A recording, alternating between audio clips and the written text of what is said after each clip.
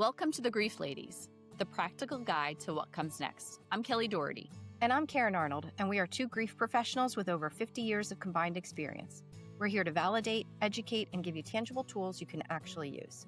Each episode motivates you to take action and reminds you it's okay to want to feel better. This is the Grief Ladies, a guide to what comes next. Hi, and welcome back to our grief podcast. I'm Karyn Arnold here with Kelly Daugherty, and we are here to focus on each step of our grief in action process here. We're doing this sort of like a hierarchy framework where we're taking it just bit by bit here with the G.R.I.E.F. And today we are in E, which is evolving.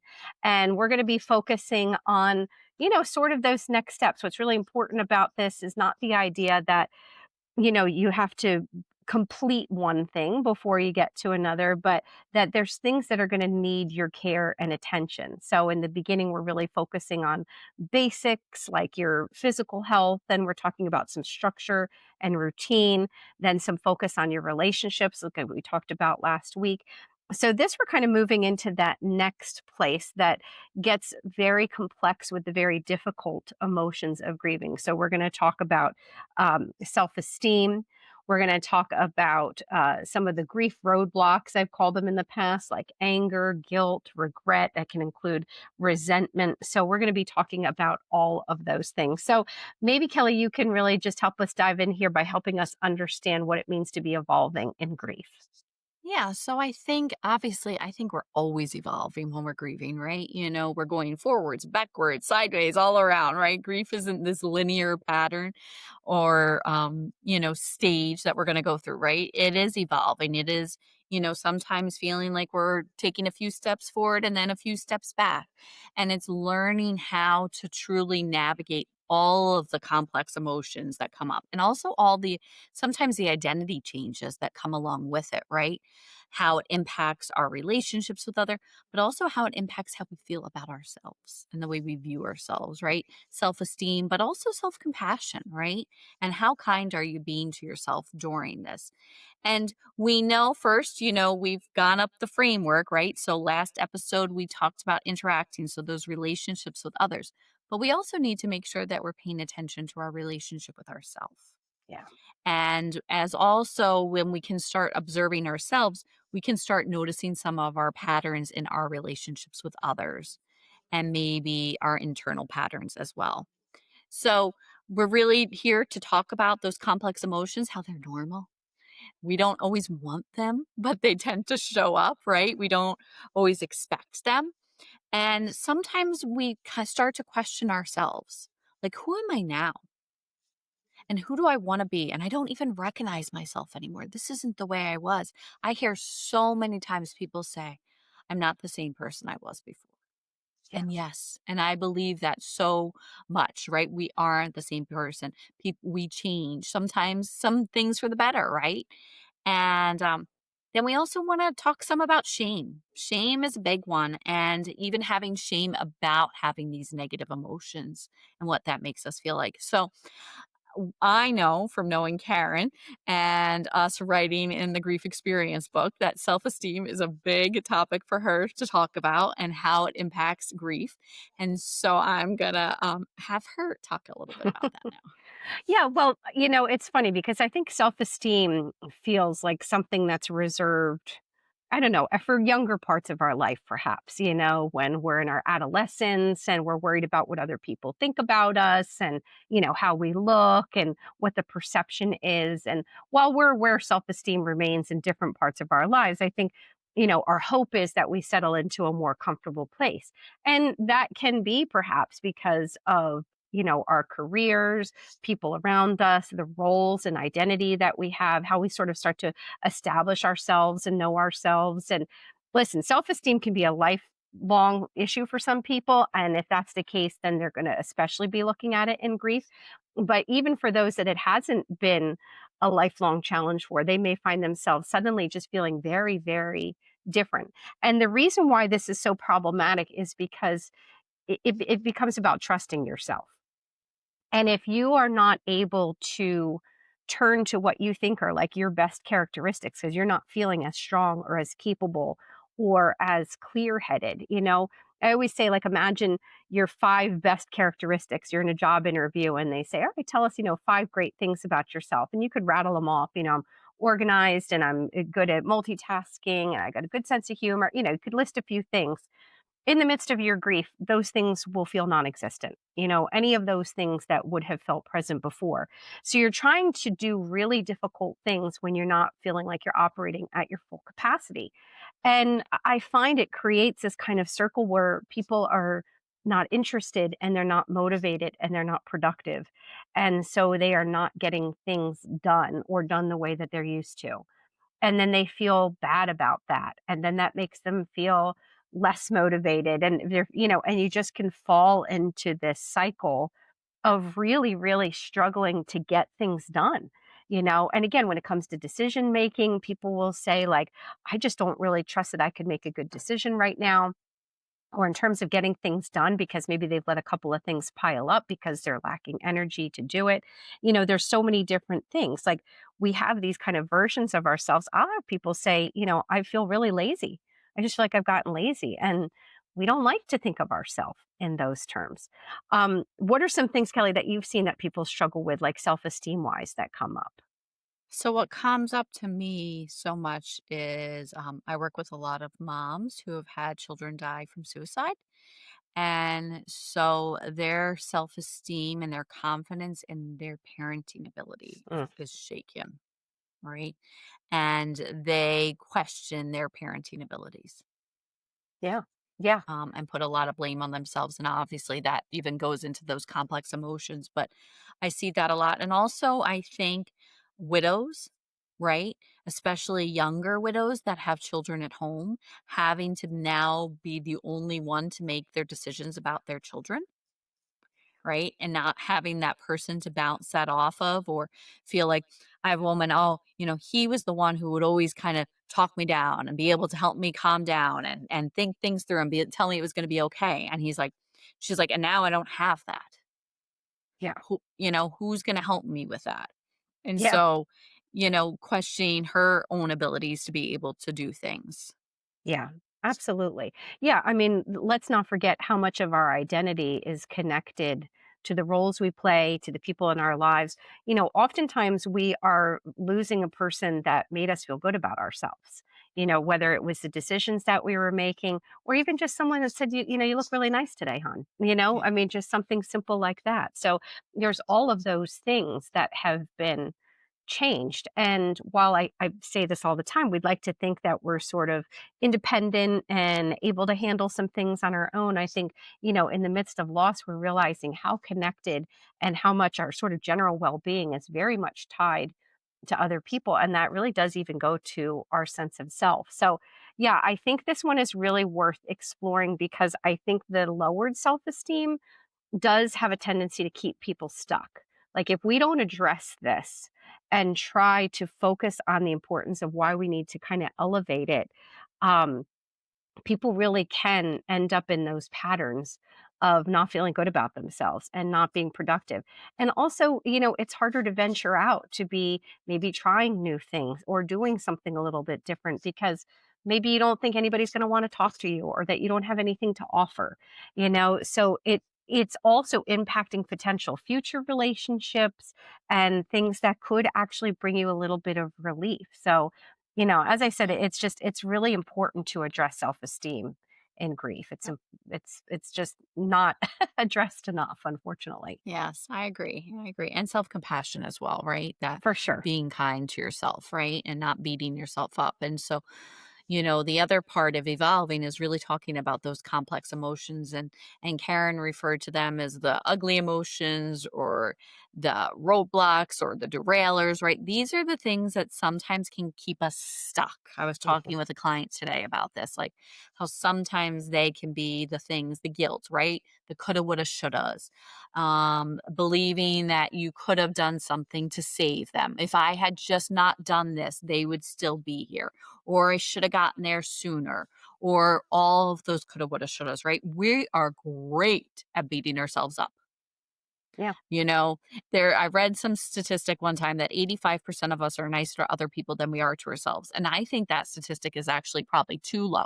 I I was think gonna it's say probably like not 85. I think it's more like 99.9% Yes, of us are nicer to other people, right? agreed. And so we're really good at beating ourselves up. So getting caught up in the coulda, woulda, shouldas and the guilt, it's just that's what we do. Our brain is like Velcro to the bad. Yeah. And so we can really get stuck in those. And then also the anger. I see that come up, the anger at other people, the angry at the person who died. Why did they leave me? They left me like this, right? Being mad and angry at God or the situation or if somebody else was responsible, that, all of the doctors or the nurses, whoever, right? We want to find somebody to be angry with. I had a client the other day saying, I started thinking about that one doctor that didn't diagnose my daughter, Mm. and I went down this rabbit hole and started because she's like, I just wanted to be angry at somebody, Yeah. Yeah. because she's angry at the situation. And then we have this resentment towards others, for what they still have. I had a friend, and I'll be vulnerable and share this. The other day, they were complaining about parents and in laws and everything. And I go, well, you have parents to complain about. And Mm. I was like, oh, I'm back to my ugly, bitter teenage self when I would say those things after my mom died. I was like, oh, I said that. Yeah. So, that resentment, right, towards what we have to do now. You hear the widows like, now I have to know how to mow that lawn by myself. Like, I am so pissed at him that he didn't do this or whatever. Yeah. And then again, the regrets. What do Yeah. they wish they had said? What do you wish you had told him or told her, whoever it is, the things left undone, the things left unsaid, all of these things. And these are all very normal grief reactions. It doesn't mean that we don't love the person that died. It doesn't mean that we should feel ashamed for having these emotions. They can just sometimes keep us stuck. Yeah. And so, really, in this podcast, when we bring people on to talk about this, we're really going to give you some tools to be able to navigate these intense, difficult emotions. And hopefully, so then, they're not holding you down. Yeah, absolutely. Well, and I guess that's why evolving is so fitting because, if we're feeling stuck, what can we do from there but hope Hmm. to evolve? And, what's Exactly. interesting about some of these emotions is the way that they all kind of play off of each other and tangle Hmm. themselves up together because the resentment I know is a really tough one, and we'll hear about a friend or we'll see a picture, we'll see somebody walking down the street and we'll have this thought pop into our head about why do they get to have their mom or why do they get to have their spouse? And Yeah. that'll really like surprise people and be frankly kind of upsetting, like, oh my gosh, I can't believe I just thought that. And then what do we follow it up with? Guilt, or we have anger at our loved one and then we feel guilty for feeling that anger. So usually these are all kind of happening on top of each other. And in terms of that resentment, it's not like we're wishing anything bad on anybody. We can kind of logically talk ourselves through that, but emotionally it's just so normal for all of this stuff to be happening and to be coming up, and we're trying to navigate that. What I talk about a lot is that I think in the immediate aftermath of loss we start telling ourselves a story, about who we are, what role we played in a relationship, what we did or didn't do. There is that tendency, I think, to focus on all the places that we fell short. There's so many different things that can come up with that. And that becomes our narrative, that becomes our reality. And we can maybe, if we're lucky enough to have a well meaning friend or support person come along and try and talk us out of it, but we're not going to believe it. And that's what's so important about this is that this really does have to be a dialogue that we ultimately have with ourselves to realize that we don't have to believe everything that we think and that it doesn't make it true just because that's come up in my head. But that loop, that story is very difficult to get people out of. And I think that's one of the things that we're trying to do with our work, Kelly, is to provide those tangible tools because we could sit here and talk about and say this is what you have to do, but really figuring out how to do that is really important, and that's part of what we're going to be working on for sure. Yeah, absolutely. And, really making sure that you are, challenging sometimes that story. Mhm. sometimes challenging those negative thoughts. I always say feelings and thoughts aren't facts. Yep.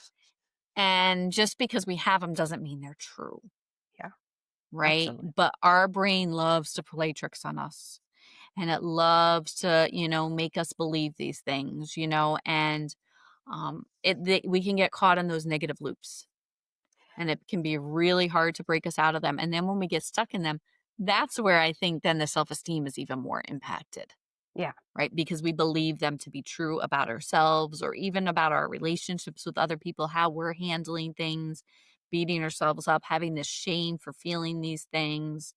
Oh, And yeah. just also kind of feeling like a hot mess with these emotions, right? Like when I worked at hospice, we did a workshop called Am I Grieving or Going Crazy? Because that's what it feels like, Right. especially with these. One moment you could be like, I miss him so much. And then the next you're like, I hate him, right? Yeah, absolutely. Well, and what's really important to realize is that I think our tendency, I'll have people say to me like, "Oh, I've been feeling so guilty." And I know that's pointless. I know there's no purpose and I should just stop feeling guilty. And what I do try to present to people is like, "No, there is a point. There is a purpose behind all of this. You're a thoughtful, intelligent person. You're not wasting all your time and energy on completely needless emotions." And I think these things play a really important role in a person's grief process. And as I say all the time, I have yet to meet a grieving person who didn't carry some level of guilt. Haven't met them yet. Now, there are people that have different degrees of it and how long maybe they hold on to that for, but it does seem to be that first reaction. And as I always say, whether we were holding their hand or we were 1,000 miles away, we'll think about some way we were responsible or we could have or should have done something differently. So, this is really important to realize how much a part of your grief these things are, and they do play a role and they do play a purpose. Um, I'm curious, Kelly, do you have a thought or two about what some of those reasons are that a person may continue to loop through some of these bad feelings? Well, I think, it was making well, I was thinking of something personally myself about my own Well, experience, you but can. no, I'm not gonna share that. But it was more just, I don't have regrets about my relationship with my dad, which I'm really thankful for. I had a lot of really challenging, difficult conversations over the years with him where we processed a lot of things. We went through a lot together after my mom died. And had, an amazing family therapist who thankfully stuck with us. Even though it was quite challenging for her, I'm sure. But, you know, I don't have necessarily regrets about that, but I question once in a while, should I have put my dad in the rehab that I did? Mm, Right. And then I have to like kind of work myself through it and be like, okay, well, if I didn't put him there and I'd taken him home, I wouldn't have been able to work. I would have had been able to do this. And then the two hurricanes would have happened and we would have been displaced anyway. yeah. So, like, I can sometimes kinda talk myself through that, um, but this is what our brains do. Like I said, our brains are like Velcro to the bad and Teflon to the good, right? So that's what our brains do. But why do we keep stuck? So something I'm trained in, which I would love to have somebody come on and talk about it, is called induced after death communication, and it's a therapeutic technique. And what we do is we focus on the core sadness, and the belief is that sometimes this guilt and this anger and things like that are the derailers, right? We're good at being able to be mad, right? Sometimes being mad keeps us motivated, to be Mhm. honest. And sometimes when we're feeling guilty, that we're good to beat ourselves up. So what the theory is that that sometimes distracting us from the core sadness Mm, and feeling that sadness, because that sadness can be really hard and difficult to sit with. yeah. And so those other emotions sometimes can be almost a bit of a distraction. Yeah. So IDC, induced after death communication, will have you focus on the sadness, and actually some of the guilt and the regret things tend to just kind of go away on their own Mm, without even having to process them. So yeah. hopefully It's we'll pretty neat. we'll have someone talk about a little bit about that and the theory behind that.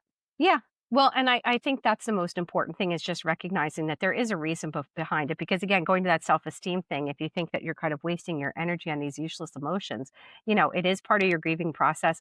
I often talk about too how some of these bad feelings keep us connected to a person, how maybe even if we are progressing through our loss and adjusting a bit, it doesn't really feel right to feel okay, like feeling bad, keeping ourselves in that heavy suffering. Um, and this isn't necessarily on a conscious level, but feels maybe a little bit more appropriate. I think it also feels more loving and loyal to feel sad and to feel bad. And I think Yes. yeah, sometimes people don't feel deserving of letting themselves off the hook.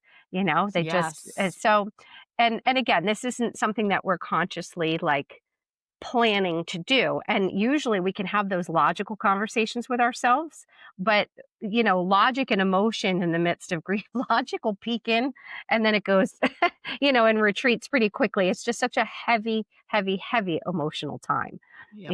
So Exactly. interesting though. It really, really is. So So, Karen, yes. what should the listeners be kind of thinking about and this week's goal Yeah. for Well, themselves? again, it's probably not a surprise if you've been listening up to this point. We're going to get very, very specific with our goals, but there is an intention behind this because we have practiced this with the people that we work with. And I do think the first step is noticing. I mean, what do they say? That if we want to address an issue, we have to be aware of it, and to see really where it's coming up.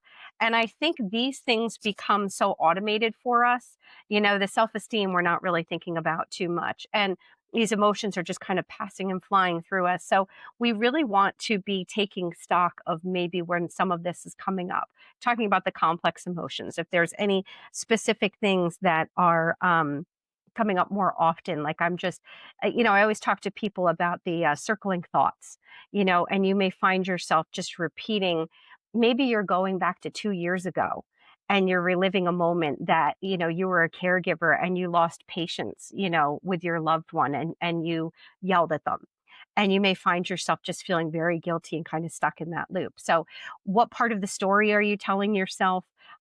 What are you thinking about yourself? Where are you feeling like you're falling short?